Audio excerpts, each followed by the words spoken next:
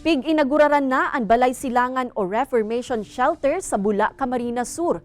Inina ang ika-30 Balay Silangan sa Camarines Sur kung sa indigdi pigdadara ang mga drug offenders tanganing i-rehabilitate asin makapagbagong buhay.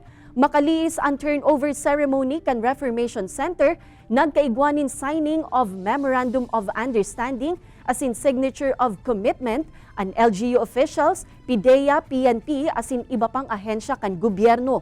Makakatuwang man kaya kan Balay Silangan ang nagkapirang ahensya kan gobyerno siring kan DTI asin TESDA para sa maninigong livelihood training na magagamit kan mga drug offenders pagtapos na kan sa indang rehabilitation.